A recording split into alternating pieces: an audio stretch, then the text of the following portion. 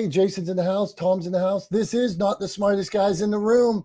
Today we're going to be talking relationships, relationship building, and authenticity. Tom says relationships are built on authenticity, so that's a angle. Tom, I don't like seeing you ride your bike with no hands. After taking a fall, I'm uncomfortable with seeing you ride with no hands. I don't like it. You were did it scare you? Yeah, like I'm creeped out by that. So we're gonna talk relationships and authenticity, but Tom riding with no hand sends the chills up my spine now. It took me like oh, 2 times I've taken I got to be clear here. Over the last year, I taught myself to ride for like a minute, 2 minutes with no hands.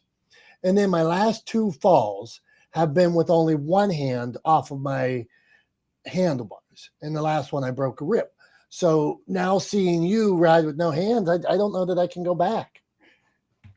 So, all right. So here's what I would say to that. First of all, I don't ride no hands like all the time. I do like little portions of no hands periodically, and really, it's usually so I can like get a snack out of my jersey pocket or something like that while I'm riding, right? Because I spend so much time on the bike. Like one of the things that I'm trying to be really good about is nutrition for my training this year. So I'm trying to make sure I get enough protein, which is a big sort of thing when you're doing a lot of endurance training.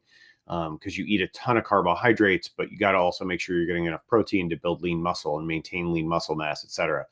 But anyway, that's a whole separate sidebar. But the no hands thing is I don't do it a lot. I do it when it's safe to do it. So like I was on a rail trail, there was nobody around. It like literally nobody around, nobody even else on the rail trail. I was by myself, right? You didn't see anybody else in that video. There weren't a bunch of other bikes. There wasn't any traffic. There wasn't anything for me to hit. It was wide open, clear. I'd already been on that section of the rail trail. I knew there were no obstacles. So like all of those things stacked up make it much safer. The other thing that I will point out is you'll notice that on my head, I'm wearing a helmet, right? And that's the most important thing. You know, you can ride with no hands, but make sure you always have a helmet on when you're riding your bike. And the last thing I'll say is, you know, when you talk about the last 2 times you've gone down, it's when you've had one hand on the handlebars. Bikes, basically, what happens is like as you get speed on a bike, as the wheel spins, it essentially forms a gyroscope, right? So the wheel spinning around that center axle essentially forms a gyroscope. And if you ever like if you were in a position where you could like jump off the bike, right, and land safely, not hurt yourself, right, and just let the bike go, and this is something like a lot of people did when they were kids. I know I did when I was a kid, when I had a junky bike and I didn't care about it, or like I wanted to send it off something or whatever. Like you could jump off the bike and let it go and it'll just stay upright and go straight, right, until it hits something. It doesn't just flop over by itself. The bike wants to stay upright and go straight, right? And that's that gyroscopic action. It's the physics behind the wheel. So what happens is when you're one-handed, I'm actually reticent. I'm more concerned about riding with one hand on the bars than I am riding with no hands on the bars. And that's because the one hand on the bar means you're unbalanced. And if you for some reason your wheel hits something and you know, or even you just hit a little bump and you get jarred, you overcorrect on one side, or the fact that you only have a hand on one side of the handlebars means that you can jerk the bike one direction or the other. And I think I would argue you're much more likely to go down with one hand on the handlebars than you are with no hands on the handlebars, from like a minor bump in the road or a little stick or something like that. So that would be my argument. I would say that I was being perfectly safe. There was nothing really inherently dangerous about what I was doing. The other thing too is bear in mind how much time I spend on bikes, right? So like when I'm in full training, I spend probably the equivalent of about a day a week on a bike, right? Like a work day a week. I spend probably about 8 hours a week on a bicycle, right? And I do 3,000+ miles a year on a bicycle. So like I have a lot of time in the saddle, so to speak, right? Like there's a high level of comfort there that just is developed from experience. So that's the other thing I would say. So I appreciate the concern, Dom, but I don't think I was being irresponsible or dangerous. But I appreciate the concern very much. I do. I genuinely do. All right, so I got a good segue. So as we talk about building relationships today, I care about Tom.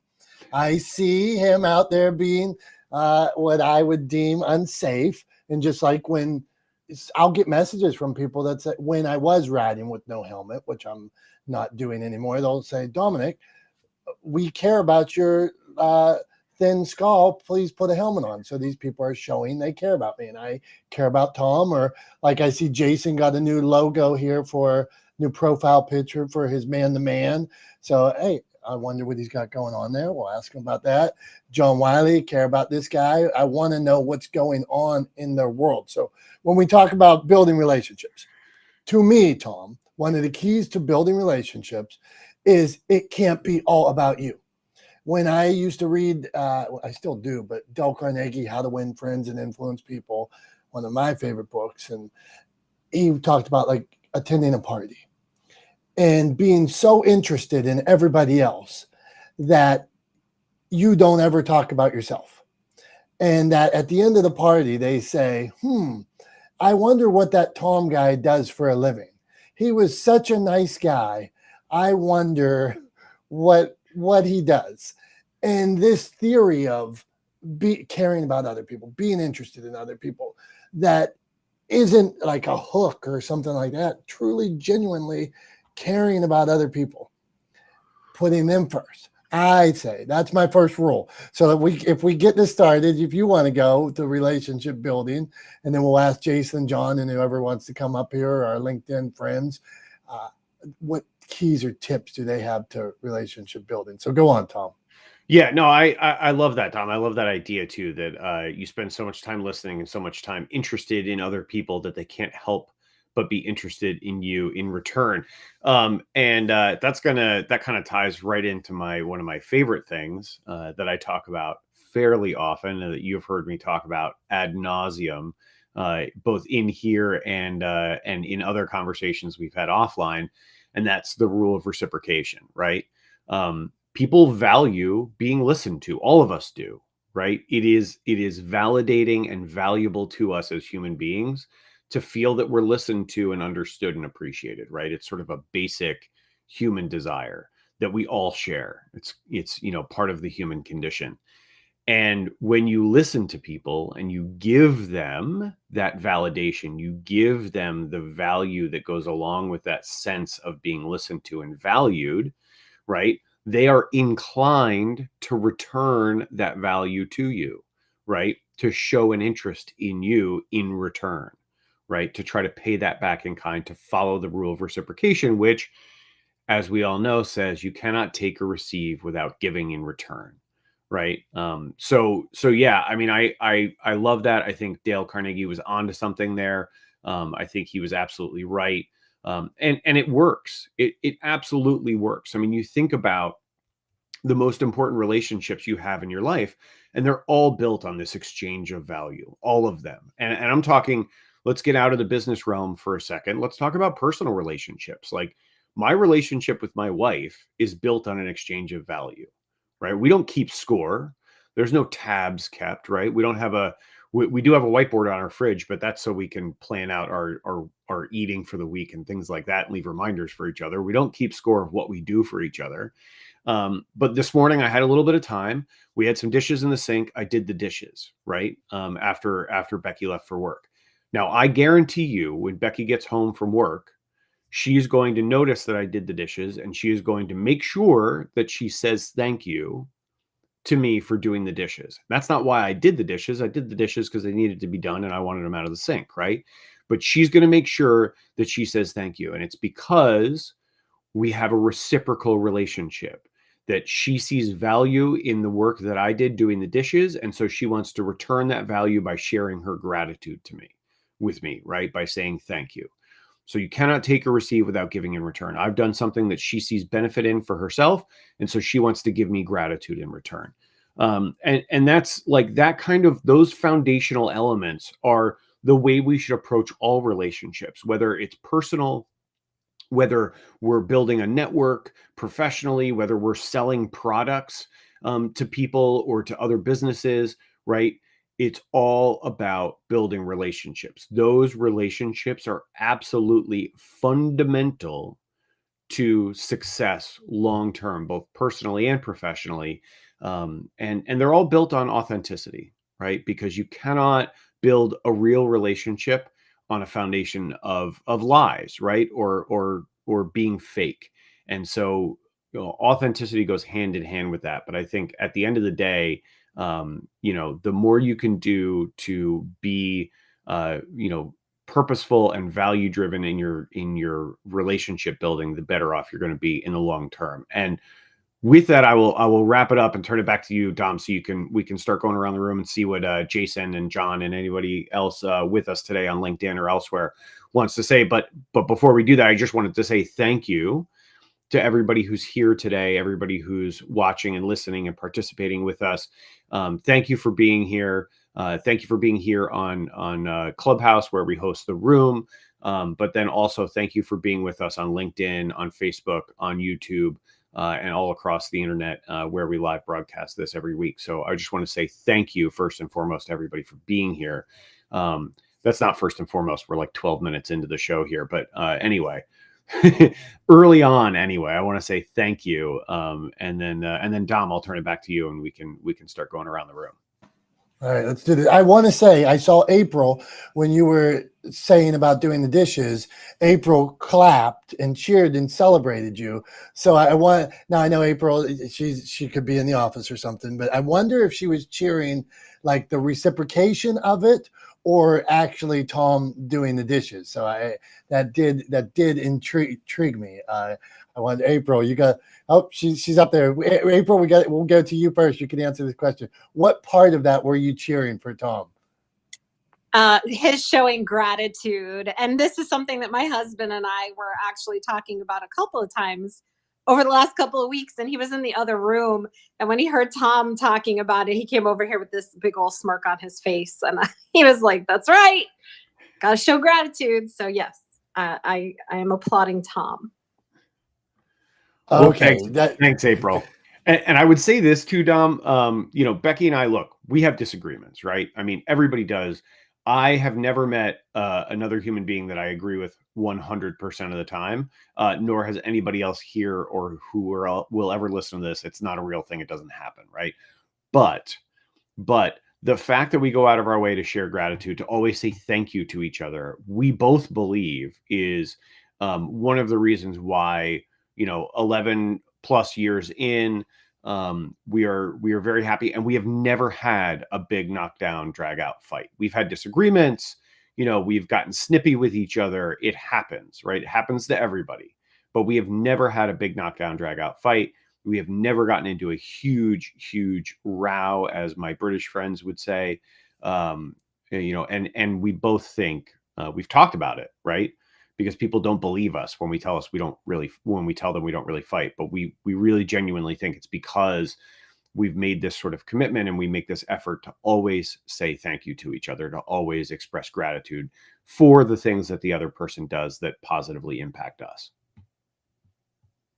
So I just wanted to share that based on what April was saying. All right. Well, good stuff. So we will continue around. Here. So Jason, if you're building relationships, when you build relationships with a client, with a guest, what are a few key things you look for in building relationship? One, where do our interests actually meet? Where do I give them space? And where should we exit? Every relationship engagement has an entrance and an exit, and then there's always the middle. So make sure that you are meeting with a point and not a checklist, because there's so many thoughts that go through your head. And if you're not checking with your internal dialogue, it could affect your external dialogue, which affects the relationship, which How to Win Friends and Influence People was winning at. He really points out a couple of people: Andrew Carnegie, a steel tycoon, his examples were how I connect with the person in front of me. So if you're going through a checklist and too many explanations and not your point, you've lost people. Where do you invite people? So relationships are very important about how you keep the interest of them and you, and where you meet and where you exit. So I'll just stand there. Okay, thank you, Jason. I'm gonna dig in here more for a question. Is there anything that completely turns you off in the relationship building phase where you're like, uh-oh, red flag right here. I don't trust this person, or I'm getting played, anything like that? Yeah, there's plenty of points that turn me off. One, if you're bragging in front of me. If you tell me all your accolades, you tell me all your achievements in brief engagements, whether I know you or I don't know you, I'm gonna be turned off. I'm not interested in your achievements. I'm interested in what's our point to be here. And it's very difficult to maintain that if you don't know that, people want to know where they're inclusive. And if the minute you're bragging too much of all what you do, then what's in it for them? What is your achievement? I mean, that I guess that's a pet peeve, and I have to train that in myself, because whatever means to you doesn't mean to them. So keep in mind always, what are you meeting on? What are you talking on? What's the point? If you don't even do that, even on a light touch, all you're doing is just explaining a whole bunch of stuff, and you can see them, and you can see in their body language. More people do not, and this is how I'm winning with my clients. I notice more in the person to person body language and the amount of time that I'm speaking to them, because I'm speaking less and they're speaking more. That's for business. When it comes to person, I have to train myself to remind myself, don't go through the checklist, Jason. Go through back to the intersection. Always the intersection, because you're going to turn people off, and you're always just re-engagement, stop, and go from there. So hopefully that answers your question. Good stuff, man. We appreciate you, Jason. Thanks for letting me dig in. Not the smartest guys in the room. Tom, we are going to go on. Tom, what do you got? I was just going to say, yeah, we'll go to John, but I just wanted to say Carlo asked us a question on LinkedIn, so I just want to flag that for you. Make sure we get back around to that question after we go to John and hear his thoughts on the topic. We'll make sure we get to Carlo's question. All right, we're coming, Carlo. I'm looking at it down here. See, I look from this computer to this computer. All right, John J, building relationships. So we got two-parter, John J. Tip for building, and then anything that just turns you off, where you say, run for the hills. This person did this. I'd love to hear John J's thoughts on that. Go on. And hopefully you can hear me. This app's been glitchy. Can you hear me all right, Dominic? Sound like $1 million bucks. Awesome. So number one is I listen. I try to listen to what people tell me, because people will tell you who they exactly are. And my job is to not try to change them. First and foremost, it's really listening about them and what they talk about. So I try to, in initial stages, to do more listening than I do talking. Number two, the thing that really turns me off the most, absolutely bar none, is lying. When people lie, they think I must be an idiot, or they feel a need to bolster themselves by making outrageous claims. And the more ridiculous the lie, the quicker I get turned off from them. Other than else, I'm pretty much pretty flexible with, but that's a no starter for me right there, is lying. John Jay, man, let's jump in on this. I hate lying so much that I think I might hate it too much, where it just like, I hear people that lie and it's almost like they're lost to me, and I might give up on them too quick, but I can't stand it. And where I have a problem, John, is where somebody told me something a year ago, and I remember the conversation, and then they tell me something completely different. well, I remember we had this talk and you told me you were doing this, and now it's a year later and you act like we never had that talk before. Does that happen to you? Yep, it does. And the thing is, generally when I catch someone lying, that's it. There's no second chance. I'm a firm believer people teach you exactly who they are. So if someone proves me they're a liar, then I really limit my exposure to them, and it changes the way I deal with them. So they can say whatever they want a year later, and I really don't care. It's usually the bold face lies right away. And here's one example. When someone goes, "Oh yeah, I'm a top podcaster and I rank in Apple charts," blah blah blah blah, and the first thing I do is I go to Chartable and I check it out. And if it doesn't match up what they're saying, that's a red flag. Then I go to listennotes.com. If that doesn't match up what they're saying, that's a huge red flag. Then if I go to their social media and they got no social media, I know they're full of crap.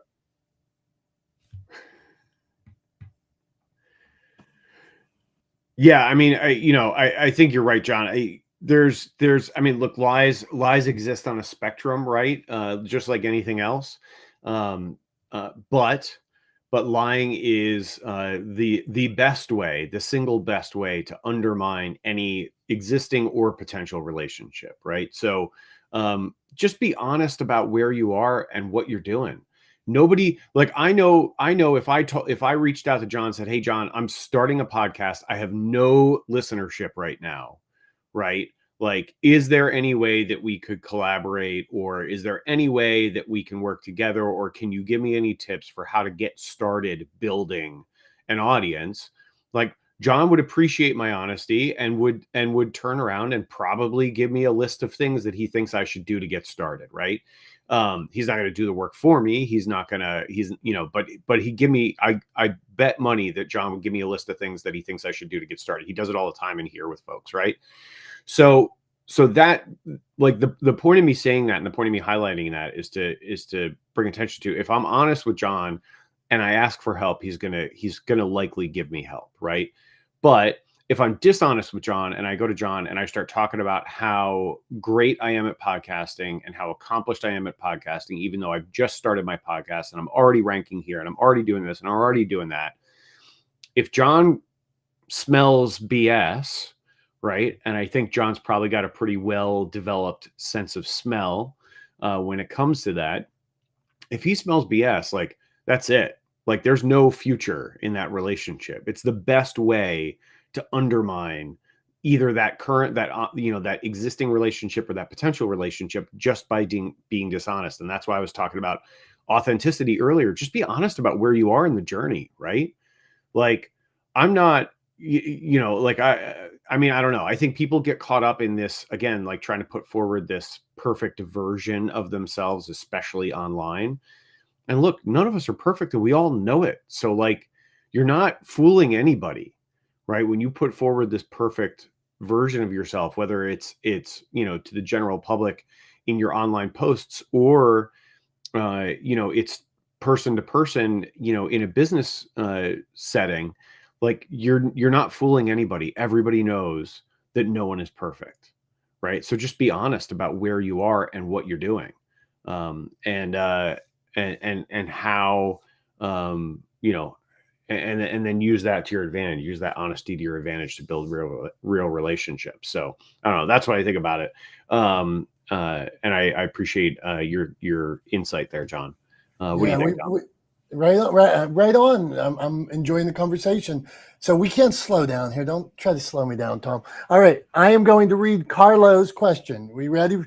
On LinkedIn, anybody that wants to ask a question, you can always ask them in the comments on Clubhouse or the comments on LinkedIn.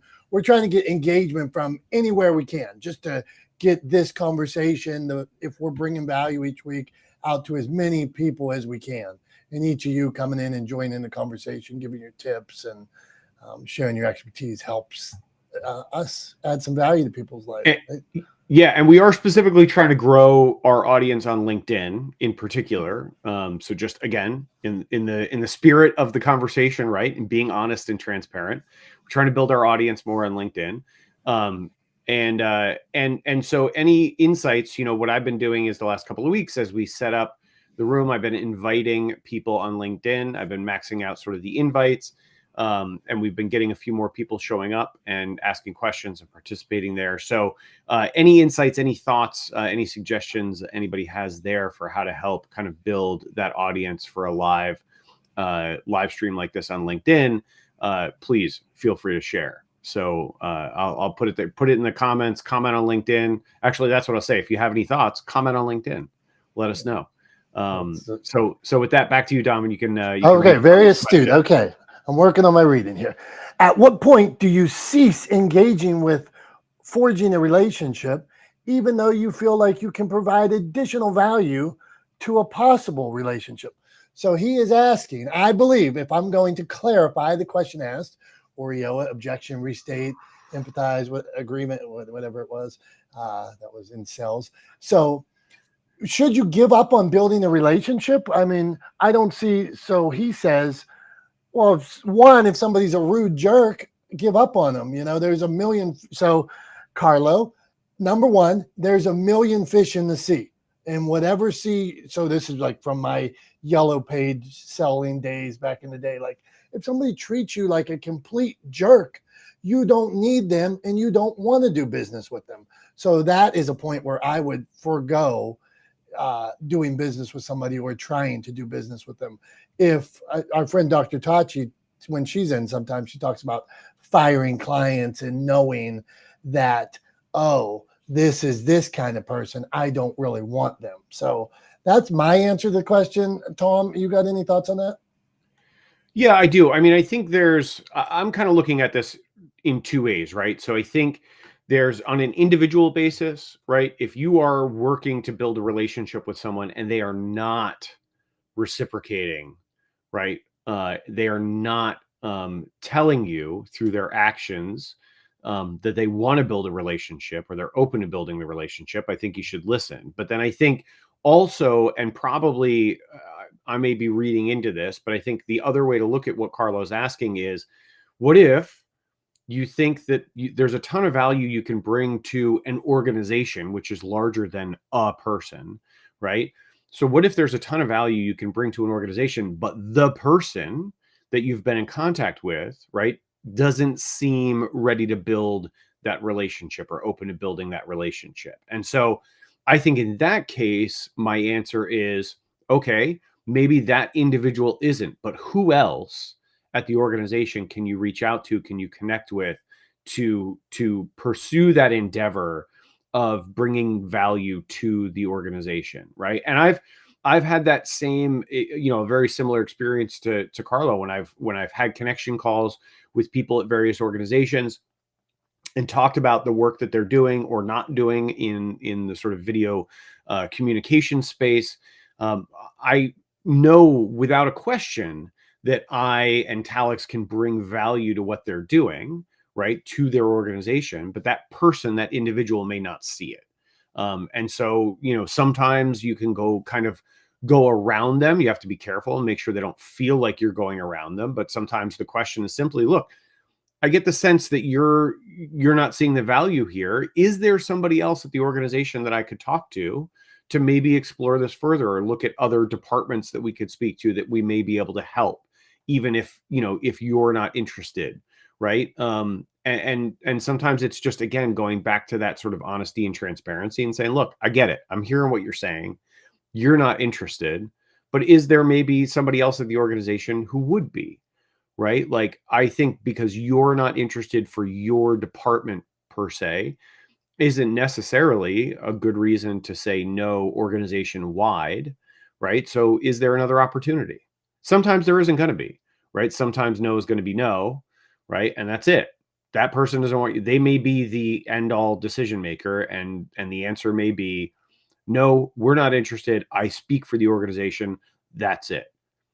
And sometimes you just have to say okay and walk away, right? But or maybe give them 6 months and reach out again, right? And just try to keep that relationship going. I think that's the other side of it too, is say, look, okay, fine. If we're not going to have a professional relationship, that doesn't mean that we can't stay connected, that we can't be part of each other's networks. It doesn't mean that I don't know people that couldn't use your services or your products, and you don't know people that couldn't use my services or my products, right? So like, there's no reason to burn down the bridge. It may just be that that relationship goes to a networking relationship rather than a structured professional relationship. So I don't know. Those are my thoughts. I think there's always opportunity. It's just a question of what direction you go in. And sometimes that opportunity is an opportunity for you to walk away and devote that energy elsewhere where it's going to bear more fruit. Okay, I want another crack at this now, Tom, and with the direction you took it. So from a sales perspective, having spent, I used to, when I was in my 20s, bid jobs for my dad, and I had a restaurant. Then I worked in yellow page sales, insurance sales, pharmaceutical sales. The rule, if you're going from a sales perspective, it's no for today, no for now, no, I don't have enough information. So all those reasons are a reason somebody would say no. So I'm busy today. You haven't given me, like in Tom's Talex Media case. Well, if they read Legendeering, if they saw Tom's content, if they saw his other work, they might say, holy cow, this is life-changing. So it's no, they don't have enough information. In Carlo's case, no for now. Maybe they don't know you well enough. Maybe their wife is in the same business. So no for now, no for today, no, I don't have enough information. All those things, like I approached it, if somebody's being a jerk, like you had mentioned here, you feel like at what point do you cease engaging, forging a relationship, even though you feel? So that's when I would give up. But there's this other case where it's no for now, no for today, no, I don't have enough information. So I'd say on that note, Tom, we got more people to see, but I think great question. I hope to see more of these questions. I want to thank Tom, thanked everybody. So I'm going to jump on the train here and thank everybody as well. Thanks for giving an hour, 10 minutes, coming here once. Like if this is your first day that you've ever stopped in, thank you. If you've been here 6 months ago and you came back today, thank you. Hopefully each week we can provide more value than the week before. And the conversation doesn't happen without your questions, without you jumping in and giving your tips. And it's really, if I could say what people like the most, it's not me and Tom droning on. It's when each of you jump in and ask your questions and they're like, hey, I didn't know about this, John Jay, or hey, it was funny when April said that. So that's what I have, Tom. And then what do you say? We want to keep cruising around the room? Yeah, absolutely. Absolutely. And just to echo that, we very much appreciate all of you for being here in part or in whole, and devoting some of your day to us, whether you're here in the room on Clubhouse actively participating or passively listening, or maybe throwing a question on LinkedIn. We appreciate you guys being here. Appreciate you listening to us. Try to give you value every week here and Not the Smartest Guys in the Room. So thank you. And yeah, with that, Dom, let's keep going around the room and see what some of the other folks here think about relationship building. We're going back to April, which is right beside Roy. And based on the fact that when I look at, I'm looking at a Clubhouse app here too, and I see a profile picture. And since both of their pictures look so much alike, meaning they're surrounded by the same outside logo, I'm going to guess April and Roy are the married couple that we were talking about. So April, we're talking about building relationships. So would you, and they're both giving hearts with emojis. So now I think I'm on to something. So April, then Roy, would you two like to give a tip about relationship building? Go on, April. Well, I was feverishly taking notes during my work day. I just couldn't resist being part of this conversation. When it comes to building relationships, what I look for is, and I'm going to take all of Roy's answers, what do we have in common and how can we help each other? And a willingness to explore that overlap or that alignment. That is super essential for me, because a lot of times people come into a relationship one-sided, like what's in it for them. And so I always seek to explore what's a win-win-win, even like a win for me, a win for that other person, and then a win for the people that we serve. That's just one thing. And also, when it comes to building relationships, I believe in continued outreach versus one and done. There's a lot, even on Clubhouse, there's a lot of just like people get into a room and they get super excited and high energy because the vibe is great. And they're like, oh, yeah, we should connect. And then like the next day comes and goes, and one person may be a little sad because that other person didn't reach back out. And so for me, that's the momentum that I seek when I'm building relationships, is to be more than a one and done. And then when it comes to turnoffs, people who offer advice, like, and I think especially like in a podcast situation, somebody that offers advice to another person about what they're doing in the world without ever having asked any questions. I know you guys are going to want to dive deep into some of the things I'm bringing up, but I see that happen a lot because so many people are experts on so many things that they're eager when they hear something. They think, oh, I can fix that for you. And they start giving advice without fully exploring what that other person's point B is. And I have other things, but I'll stop there. Well done. And that is a pet peeve. Especially when it's in my inbox, when all of a sudden advice is offered in my inbox about like finances or something that like April or Jason could be an expert in or feel pretty comfortable in. Like, let's say I used to sell life insurance. I would win awards for selling life insurance when I was in insurance. When people call me and make the assumption that I don't know about it or don't have it, I find that agitating, April. And there's other things like that. Well, I was in this business. I know this business. I'm comfortable in that business. So yeah, you're setting me off there. April mentioned Tom. Tom had to step away for a second, but I think you'll like this one. April mentioned people giving advice when you didn't ask for it. So you have a thought on that, Tom, and then we'll go to Jason because he flashed. So Tom, people giving advice when you didn't ask for it. I mean, I'm a little self-conscious because I kind of feel like that's what I'm doing half the time here. I'm not the smartest guys in the room. You're a jerk.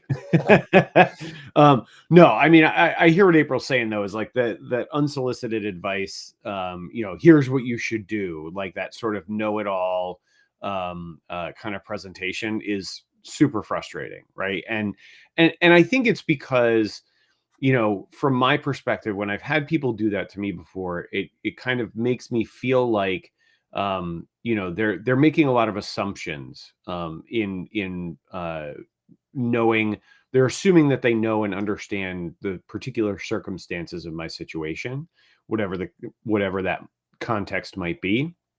And it feels presumptuous, right? And I think generally speaking, we don't really like when people are presumptuous about what our circumstances are, what our, what's going on in our lives and in our world. So yeah, I think it's that presumption that really kind of frustrates us. But I'm with you, April. I don't really love it when people do that either. All right, now we will go to step 2 of relationship building, brought to you by Roy. Let's see here, Roy Montero. So Roy, who I believe is married to April or in a relationship, because their things look exactly the same. And if I was over presumptuous here, but now I'm confused because it says April Roga, Roy Montero. So I could have really put my foot in my mouth here. So Roy, teach us about relationship and go on, my friend. Yeah, thanks, Dominic. Hey, everyone. So yeah, that is Mrs. Montero, but because of legal stuff, she doesn't want to have to change her name all over the place. We just go with what she's already known by. It's personal branding, right? So I didn't know what I was going to say, but I always have something to say. And first, I want to say, I echo what John said earlier about people who lie. I will tolerate a person in the befriending stage because we're just getting to know each other. And if any of you are a fan of Brene Brown, I learned from her that the most compassionate people on the planet are also the most boundaried. And so I have been boundaried for some years because I used to be the most unboundaried person on the planet, and I would let anybody into my inner circle. And somebody said, "Why do you want to wear that bumper sticker? Take it off." I said, "What bumper sticker?" She said, "Doormat. It says doormat on your forehead. Everybody sees it. They're all walking over you, on you, taking advantage of you." It's like, well, I want to please them. And that opened my eyes some 28 years ago. And ever since, I have been in the stage of becoming more and more unshy and more and more boundaried. So quickly, I do want to share our story since it's pretty relevant here. April and I were in a room similar to this, except they had video. They had 4 seats. She was in the audience. I was in the one of the 4 seats. 3 people were on video. I was like this with just my picture. I was audio only because I want to prove to people you can build relationships audio only. You don't have to be on video. So a very long story made very, very short. April reached out to me during that particular time because she'd already seen me for some 6 weeks or so, moving around from place to place. And she really liked what I had to say. She liked the topic. She liked all of it. And she says in text, "Hey, Roy, I think we were separated at birth." And I went, "Who said that?" "April Roga." So I looked at her profile and I said, "Okay, as soon as I'm done with this room here, you want to get on Skype and do a quick meet and greet?" She was a little hesitant, but she agreed.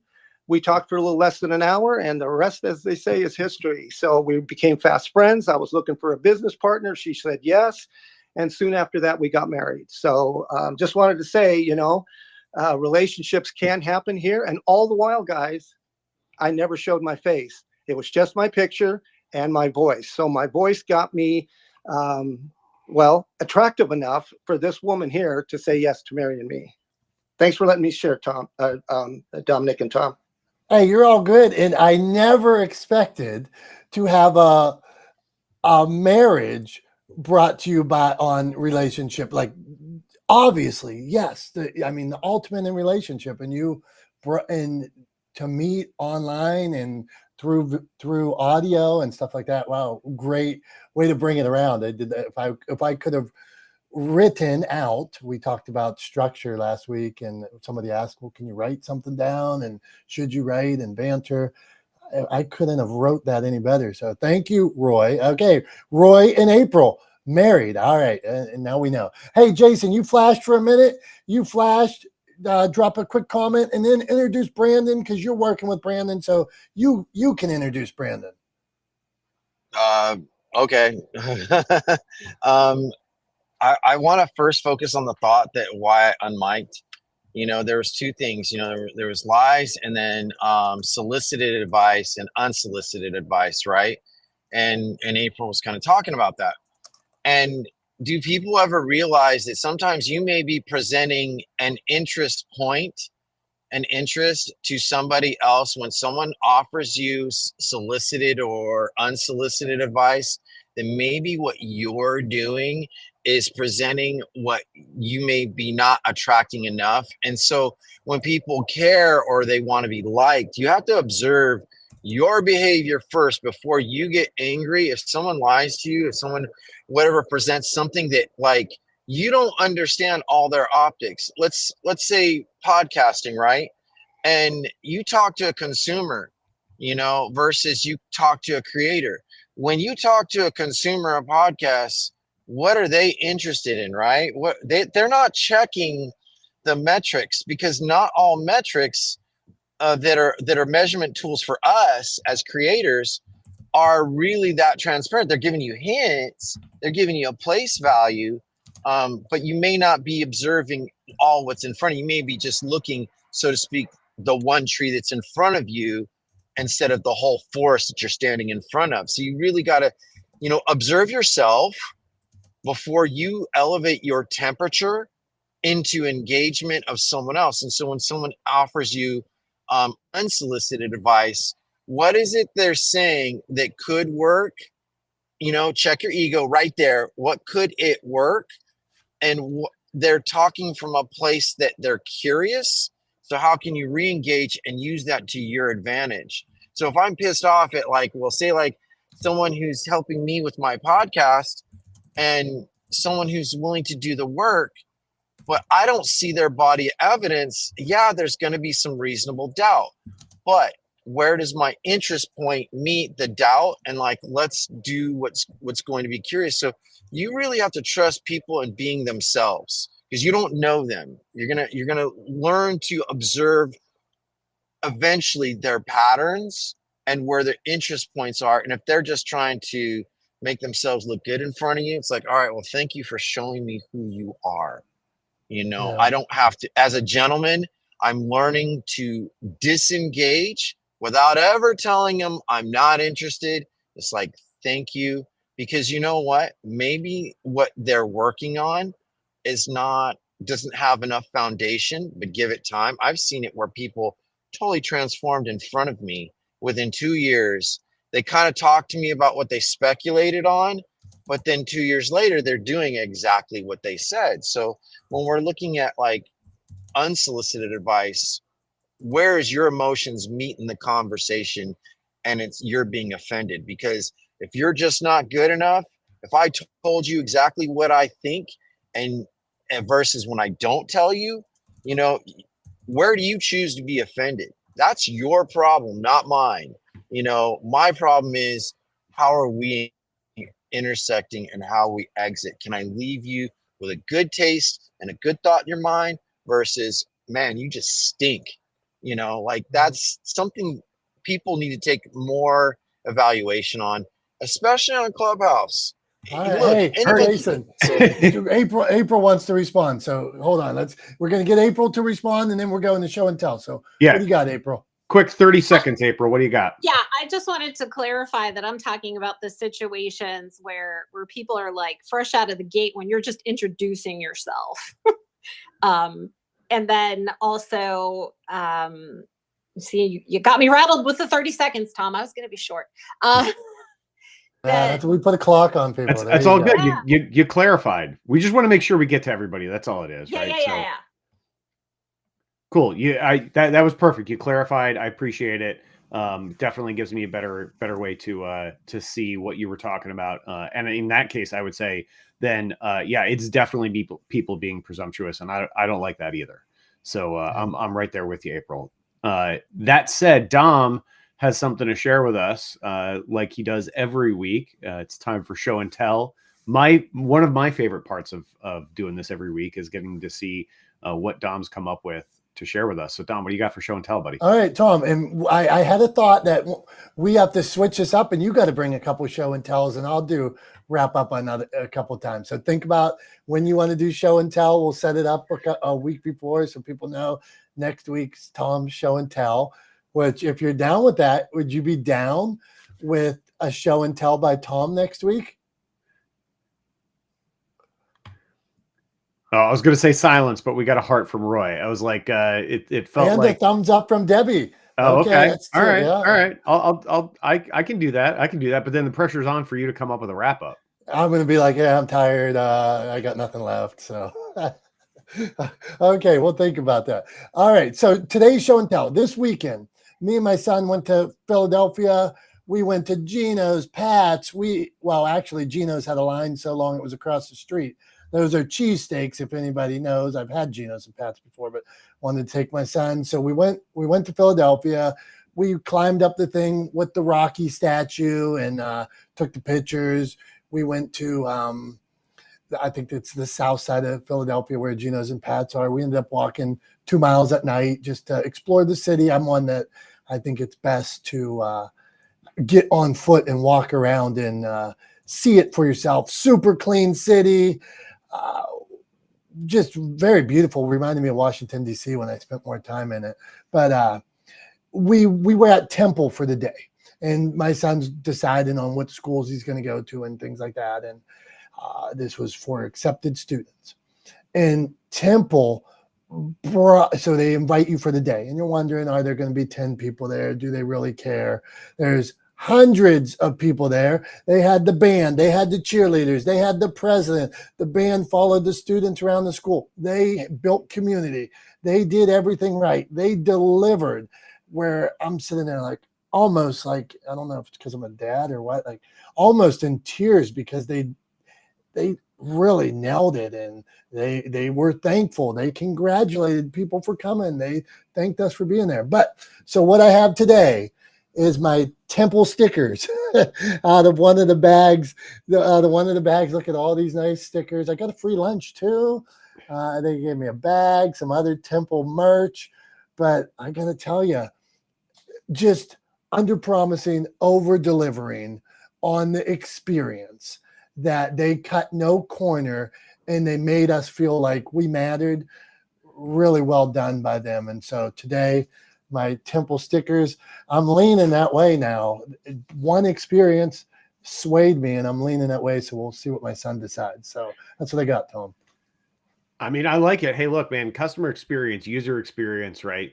Those things really matter, make huge differences in the decision making, because again, what you just said is they made you feel blah, blah, blah, right? Like that is the sentence that came out of your mouth. They made me feel X, Y, and Z, right?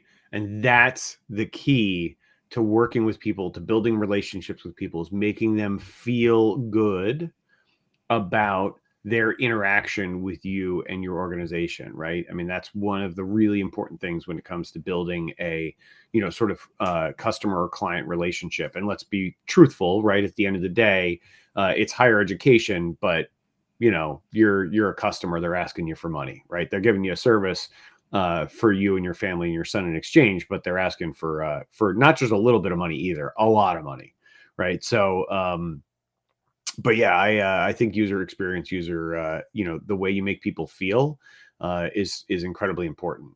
So it sounds like they were doing that well, and it looks like Brandon had to jump. So I guess next up we're going to Debbie, right, Dom? Your old friend, somebody who I've met now, Debbie, but your old friend Debbie.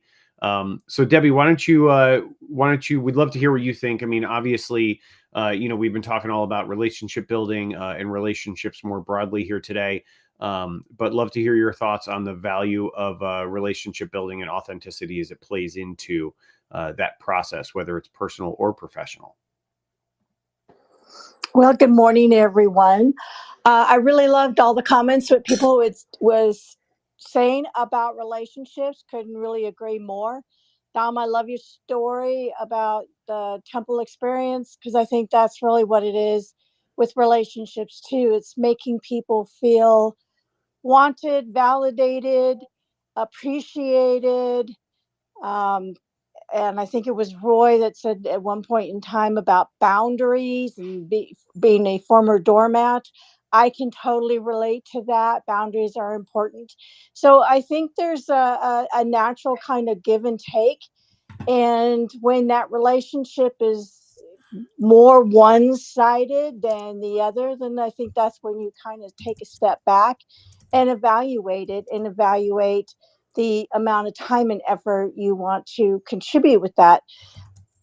It doesn't mean you need to say necessarily sayonara. It doesn't necessarily mean you need to belittle anybody or begrudge anybody. You can do it certainly respectfully, always be respectful, because I think that always comes back, twofold as well. So I love all the comments. I couldn't agree more. And John, I agree with you. That's a pet peeve of mine too, is lying. So thank you. I'll land my plane. Hope everyone has a great day. Debbie, I just got to go. I want to go on the line real quick. And John, you can jump in on this if you want. This is as you teach your children. How do you, when you saw them ever fibbing, how do you correct that? Like, because if it was happening in my world, I can't stand it. So, Debbie, do you ever deal with that? It just can you correct lying? So that would be my question. I made it known with my kids very early on when they were small that, I know that they would make mistakes, but to be open and honest about it doesn't mean I won't be upset. But don't ever, ever, ever lie to me when asked if you've done this or done that, because that is something that they didn't, they didn't want to see that side of me. And so I have to say, even though I had challenges with my kids, when push came to shove and I would actually confront them, say, did you do this? They would be honest. And I think they will tell you now that strategy worked for them. It was much better if they knew I was still would support them no matter what, if they were honest with me. So that's how I kind of handled it. Love it. Thank you. And I'm a dad. I'm always looking for advice. I sneak in some advice on some parenting advice. I hijacked the room for a minute for parenting advice. Okay. Not the smartest guys in the room. We're going to wrap up. We're going to ask a final thought from Roy, Jason, John, and then we'll have Tom. He'll close us out here for the day. But final thought, 30 seconds. What do you got on relationship, Roy? That's it. No segue, right into it. Go on. Thank you. Yeah, relationships. Don't be afraid to speak up and ask that person, hey, do you see me as a friend yet? Because it's been 2 weeks and I do, or it's been 2 years and I do. I love letting people know that I see them as my friend. Now, you don't have to reciprocate. Just tell me if you do or don't. And if they don't, I will ask. Thank you. Interesting question. And I love that doormat concept too. I'm not going to be a doormat for anybody else. Okay, Jason, final thought, building relationship. What do you got? 30 seconds. Just look where your intersects are. That's all I can say is look where your intersections are with whoever you're dealing with, friend, colleague, relationship of personal matter, love. Just look where you intersect that, and it's okay to be indifferent. But yeah, that's it. Thanks, brother. Appreciate you. John Jay, you got a final thought on relationship. What do you got for us? Before I go into that, I want to tell you, I've seen pretty much and try to engage with every photo you've posted on Facebook. Yeah, thank you, brother. Videos, not so much. I don't watch them at all. And I rarely see them. So building relationships, I'm a big proponent of go into it with your eyes wide open, and to be realistic. I don't need friends. I've got enough friends, and the people that matter to me, my daughters, my wife, my friends, they're there. But in the long run, people don't pay my bills. So they like me or love me or hate me, doesn't really matter. They're not paying my bills every month. But if you start the entire relationship with boastful lies, there is nowhere for us to go. Because business-wise and personal-wise, it's just never going to happen. So just be open and honest, and we can work from there. I can overlook almost anything else. That's the one thing I can't overlook because I feel totally disrespected. Yeah, right on, John. Thank you. All right. Well, I'll give my final one before we get to Tom for his wrap up. I'll keep it simple. Give more than you take. If I could give more time, I don't always have money. If I could give more heart, if I could give more shares, likes, whatever, thumbnails, like John said, looked at the pictures. Yeah. Hey, maybe I can look at one more picture than somebody else. If I could just give more than I take. That's what I got. Tom, at that note, you know how it's going to be hard when I do the wrap up because at this point, I don't got much to say. So you're on, my friend. What do you got for us? Sure. So I just want to share something with everybody real quick. Something that I've been doing, a sort of like kind of daily practice. It's become a bit of a habit over the last few years. I am notoriously, and any of my longtime friends will tell you this, I'm notoriously bad at staying in touch with people. I've never been good at it. I'm always sort of envious of other people who are really good at it. I don't know why. I don't know what it is. I don't know if I wasn't taught to do it or it's just how my brain's wired or what it is, but I've always been really bad at staying in touch with people. And I have great relationships with a lot of people that I've worked with over the years, made friends with over the years. And in some cases, regretfully, I've let those relationships lie fallow for too long because I'm not good at staying in touch with people. But one thing that I've gotten really good at, it's a small thing, but it's something I do almost every day. that I think makes a difference. And I've gotten feedback on it from people saying that they appreciate it, is that I started noticing a few years ago that every day I would get a notification on Facebook that it was somebody's birthday. And as I started to sort of have more friends, it started to be on Facebook, more connections there. It started to be several people every day. And so it takes me about 30 seconds to do. I don't do anything fancy. I don't do anything complicated. It's my little way of trying to just stay in touch with people, let them know that I have thought about them on that day. Is every day I go into Facebook, I pull up the birthdays for that day, and I make sure to comment, write a post to everybody who allows me to. If you don't allow me to write on your wall, then I'm sorry. Then you don't always get a happy birthday from me. But if you allow people to write on your wall, you will get a happy birthday from me every year. And if I miss them, which happens because sometimes I don't get the alert and sometimes the day gets away from me, I will post the next day or a couple days later, happy belated birthday. Right. And it's just one of those little things that I've done over the last few years to try to do a little bit to maintain relationships, to let people know that I'm thinking about them, even if we're distant or haven't seen each other in a long time. So I'm trying to get better about that. I'm always trying to be better about, sort of reaching out to folks as they pop into my head.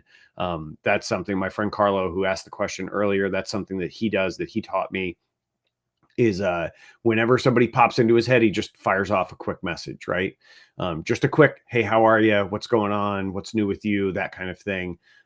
Checking in, hope all's well, that sort of thing. So just something that I'm trying to be better about doing myself as well is just reaching out to people as they pop into my head, as they cross my thoughts. Because let's be honest, if you have a relationship with somebody, every once in a while they pop into your head, and there's no time like the present to reach out and just let them know that you're thinking about them. Nobody is upset about hearing that they crossed your mind. Nobody is going to be mad at you for that. So reach out, let people know you're thinking about them, maintain those relationships, whether they're personal or professional. Either way, it's okay to do, right? If somebody pops into your head, even if they're a client or a customer, just shoot them a quick note and say, hey, it was just, you popped into my head today. This reminded me of you. Hope everything's going well. So don't be shy to do it. Nobody's ever upset about hearing that they were the subject of someone's thoughts. We all like to be, seen, heard, and appreciated. And it's just one way to do that, to help, strengthen and build relationships with the people you care about and are important to you in your life. I hope that helps everybody. I appreciate everybody for being here with us this week and Not the Smartest Guys in the Room. I want to say thank you to Dom. Thank you to all of you for being here on Clubhouse with us. Thank you for those folks who are on LinkedIn with us and folks watching us in other places around the internet.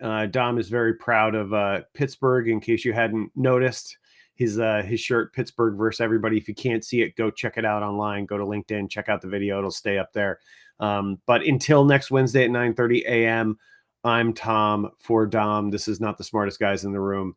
Thank you for being here. We appreciate you. We love you. And we will see you next week. Have a great weekend and a great rest of your week. Love you guys. Talk to you soon. Bye-bye.